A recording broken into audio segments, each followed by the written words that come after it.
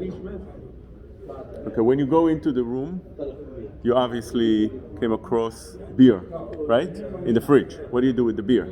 You're not allowed to have beer on Pesach. You're not even allowed to have the beer in your room. Having beer in your room is asur. Why? Although it's not yours.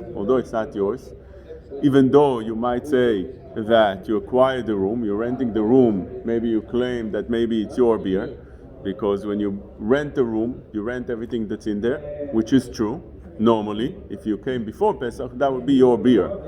But since you don't want to have the beer, when you rent the room, you don't want to have the beer in there in Pesach. So it's davar muchach. It's definitely not something that you would want to have. It's umdena, that you don't want to acquire such a thing. You don't acquire. Although it is brought down in the Biur Halacha, in the name of the Rivash. He brings this down in Siman Taf Memvav, that Matzah Chametz B'Reshut Harabim Asur Lo Le'akbio. You're not allowed to pick it up, even though you don't mean to acquire it. Why?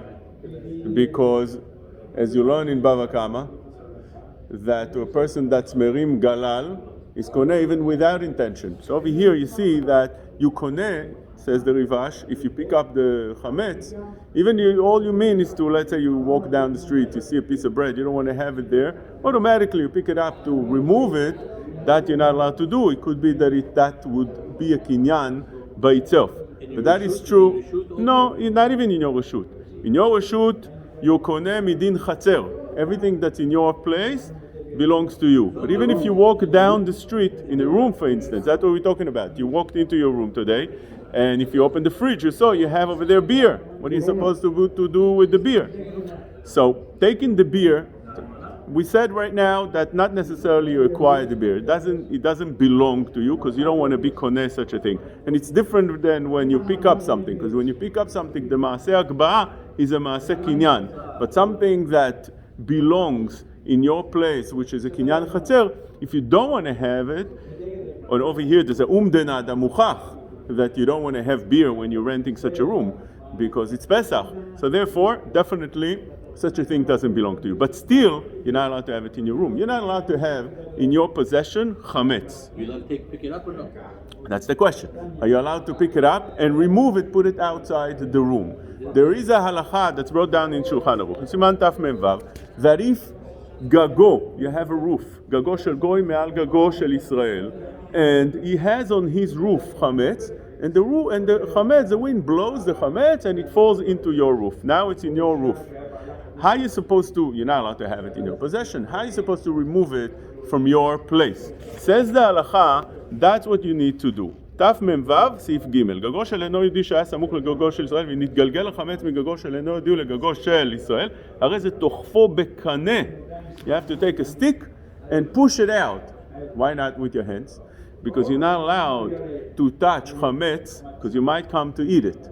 And it's different than when you find your own chametz, that the halacha says that if you find your own chametz, המוצא חמץ בביתו, אם הוא בחול המועד, יוציאנו ויבערנו מיד.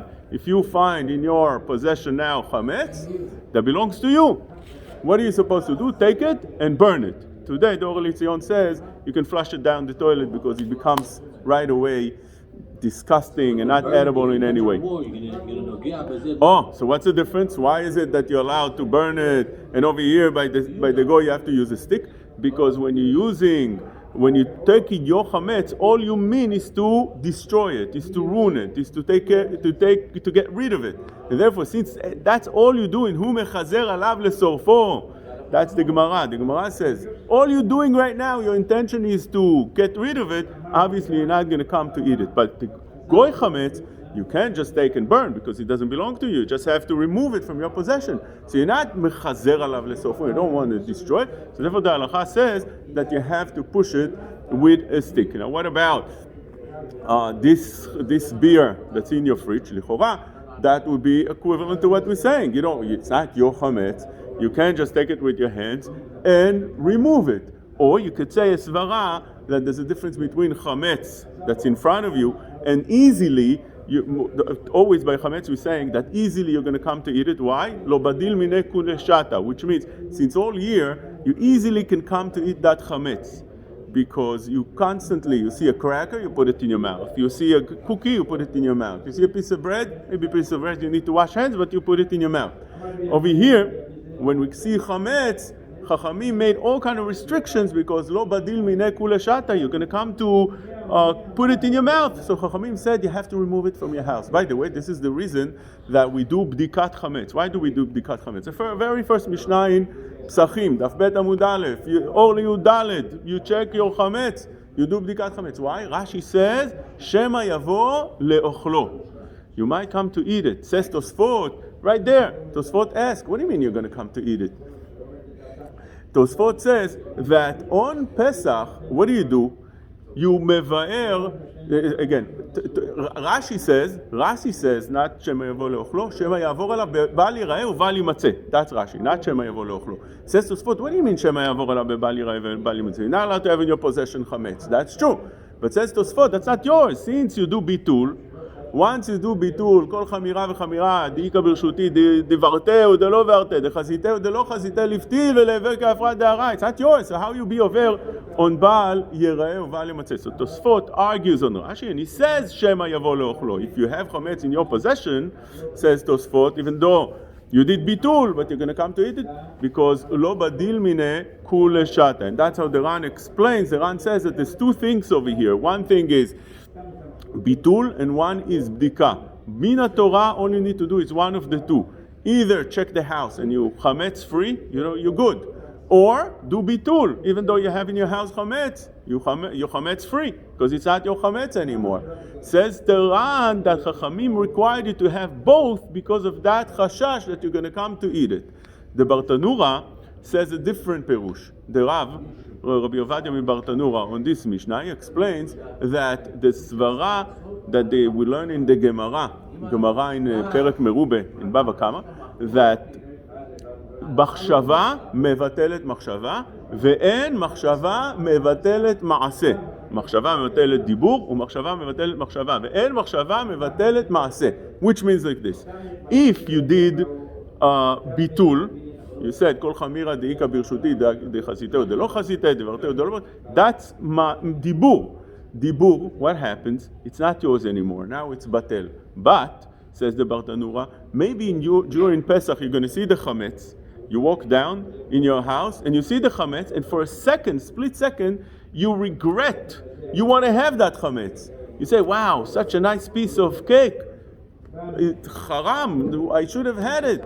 For that split second, or even though afterwards you catch yourself and say, oh, what do you mean? Pesach, chas v'shalom. But that split second, it reverses the bitul you did before. Why?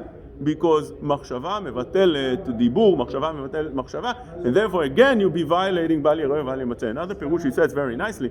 He says that when you do bitul, it's not a strong bitul. We explained that the Gemara says שני דברים אינם ברשותו של אדם ועשהו הכתוב כאילו הם ברשותו, which means there's two things that don't belong to you, but the Torah puts it in your possession. What are they? One thing is בור ברשות הרבים. If you dig a pit in רשות הרבים, in the public domain, you didn't acquire that piece of land. You dig a pit in Ocean Parkway. You don't own now a piece of land in Ocean Parkway, but the Torah puts it in your possession to be chayav if anything happens over there. Although you can say, what do you mean? It's not mine. Not mine. I don't own it. I just dig a pit. Yeah, but for the purpose of obligations of damages, you'll become obligated. That's one thing. Secondly, the Gemara says, chametz bepesach. Chametz bepesach לעבור עליו בבל יראה ובל ימצא. Which means, chametz, when Pesach comes in, even before Pesach comes in, right away, in the 4th hour of Pesach that you have to get rid, and the 5th hour that you're not allowed to have, right then, the chametz that you have doesn't belong to you because it's a Yisur Hana'ah. Automatically it doesn't belong to you. If let's say, the Gemara says, the Gemara in Kiddushin, the Gemara says that you want to take, also in Pesachim and also in Chulin, the Gemara says that if you want to take the chametz and be mekadesh isha, take it, tell the woman, you have a nice piece of cake, worth a puta. Tell a woman, הרי את מקודשת לי בגלוסקה הנאה זו. She's not מקודשת. Why? It doesn't belong to you. You have no possession over it. It doesn't belong to you. Why? The Rashba explains that anything that's asur be'ana'ah, you're not allowed to benefit from it, you don't have possession over it as well. You lose possession over it, you lose ba'alut over it as well. And therefore over here as well, that we're saying that the chametz doesn't belong to you automatically. So why is it that you need to do a bitul? What's the purpose of the bitul? The answer is, and why do you need to do a bdika? The answer is, says the Ran, that we're afraid that during Pesach, you might have second thoughts. While you have those second thoughts, since the bitul was an easy way of getting rid of chametz, it's not something strong. It's like a light, not easy, light getting rid of chametz. It's a light losing of ba'alut, light lost of ba'alut. So therefore, easily you can acquire it back just by a thought. So therefore, you're not allowed to have those things. Coming back to us, when we come into the room, we found a can of beer. If you think, or wine definitely also. Wine is not chametz. You can take it and put it out, because that wine is yain nesech. You're not allowed to have it, and you're not allowed to have it in your room because of a chashash. You might come to drink it. It's something that could happen, and there is such a thing that you're not allowed to keep in your possessions dvarim asurim. Anything that's asur, because you could come to a takala, it's called. You come to a stumbling block that you might come to drink it at night. You forget. You don't know. You don't pay attention. It's asur. But what about the beer? The beer that it's a chametz b'Pesach, it's a yisur hana. It could be that you could say that since it's in a can, by the time that it's not touching the chametz itself, so therefore maybe since you're not touching the chametz itself, you could remove it and put it out. That's one svara. Second thing that one can do easily. I'm sorry? That is a problem. Says the Shevet HaLevi, exactly. You should have the opposite. When you do that, have the opposite kavanah, negative kavanah, which means you're thinking, I don't want to be koneh. When you're thinking the opposite kavanah, not wanting to be koneh, then you're okay for not being koneh, but are you allowed to touch it? There's two things here. There's two isurim here. One is to be koneh, then you're violating bali roy vali matzeh. Secondly, even if it's not, if you're not koneh, let's say it belongs to a goy, that you can't be koneh. You can't be koneh. Over here, you could easily be koneh because they want you to have it. They gave it to you. You don't want to be koneh such a thing. You could easily, if you pick it up, be koneh. We're talking about picking up chametz from the floor in Reshut HaRabim. That's hefker. So you could easily be koneh just by picking up, even without having machshava for it. But when we're dealing with the second issue of removing it, the best way to do it is to remove it through a goy. You ask one of the workers, and there's always workers walking around. Yeah, do me a favor. There's beer over here. Take them all out. Not only beer, anything over there that's not kosher. Also the other drinks, by the way, the apple drink and the mango drink. They have over there some ingredients that we checked that is not kosher lePesach. So right, those things you wouldn't have the same chashash, and it's not chametz mamash, and therefore those you could take and put it out your room. Once you put it out your room, you're not acquiring. It's not yours anymore. If you leave it in a room, is okay too? No, you shouldn't leave it in your room. Talk about the orange juice. The apple juice and other stuff. No. You shouldn't leave it in your room because anything that's not kosher, you're not allowed to leave in your room. You have to move those two. Yes. Yes. You have to remove the juices. You have to remove the wine, definitely. Take out, you put it out. Last year, Rabbi, I woke up in the morning, I see a piece of bread on my porch. Huge bread. Wow. Huge. On Pesach. I look in the camera, a squirrel took it out of the garbage from the neighbor. Wow. Ate it. Wow. So in such a case, you're not over anything, but that is exactly our case over here. You take a stick and you push it out. I use the dustpan and the broom. Yeah, excellent. It's in your property. Look, mikara din, anything that's in your backyard, the Gemara says, and the Halacha brings down that it's mevoar, because automatically, and this will be an example to that. It's exactly that, because we're saying all the birds and the animals will eat that up. So you don't need to clean your back. Let's say you don't you don't need to clean your backyard because the animals will come, and all you need to clean is places that they're not usually eating. So over here, it will be such a place, and that would be a perfect example. You see that the bird came, and That's like the case where they need to get from my friend's gag to my gag. let's say what? So that's like the case where they need to get from my friend's gag to my gag. Yeah, that's exactly our case, right? On the topic of seeing chametz, if somebody has medicine, right? He has medication, or let's say the person got a car, and they close their closet for chametz, and now they want to open that closet in order to get, let's say, gauze or something. Let's just see this. It says over here, there's a lot of places you don't need to check. One of them, סימן תל"ג, סעיף ו', אמצעה של חצר אינו צריך בדיקה, שאם היה שם חמץ, העורבים ושאר העופות המצויים שם יאכלו. אני מילי ספק חמץ, אבל ודאי חמץ לא. Since you see a חמץ over there, ודאי חמץ, you have to make sure to remove it. But you don't have to be חושש for ספק חמץ. Let's hear, what's your question? The person, let's say, got a car or something in Pesach. Right, absolutely. If you rent a car in Pesach, now it's your car when you're renting a car, and you must do bdikat chametz. Just like when you go into your room today, you have to do bdikat chametz in your room. You have a requirement. Really? Yes, and you do it with a beracha. The halacha says that yes, because this room that you walk into, it's not clean for Pesach. It's clean. The cleaning lady cleaned over there, but it's not clean for Pesach. You know the difference? It could be that behind the bed, behind the cabinet, behind here, you have beer over there. What do you want better than that? You have beer. You have a piece of chocolate that's not kosher at all. You have wine. You definitely have to say beracha. You walk around the place. You can walk with your flashlight on the phone and say beracha and check it. And that is the halacha. Lo badak. Im lo badak לפני פסח, יבדוק בפסח. With the beracha, that is the halacha. So therefore, same thing.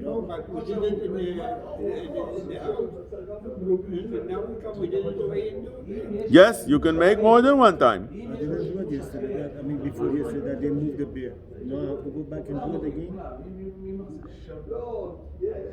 Again? When they moved the beer, I didn't do the berikat hummus. Now I have to go back and do it again. If you didn't do bdikat chametz, you have to do bdikat chametz. Absolutely, you have to check. So it's much easier before you take out everything from the luggage and everything becomes messy. As soon as you come in, you just check it out with a beracha. You go around. It's pretty quick. It's small room. It's usually very clean. You go around the corners, behind the bed, behind the cabinet, and you usually good with that. The beer, when you have beer in the room, you are allowed to take it outside. So we said again that it could be problematic taking beer in your hand because beer is chametz and it's asur to take beer in your hands. Let's eat inside. Let's read it inside. Ligabo bayadayim asur. Says the Mishnah Berurah, Siman Tef Mem Vav, Sif Yud, Sif Katan Yud. Dilmaati lemechal mine. Maybe you can come to eat it. ואף אגב דחמץ שלו מטלטלים ושורפו בכל המועד, יו חמץ, you're allowed to take. התמשני, כיוון שהוא מחזר עליו לשורפו, לא חיישנו את שם ישכח ויאכלנו. The same thing would be in your car. You rent in a car, same thing, you have to make sure to check it. Any other questions? We're good.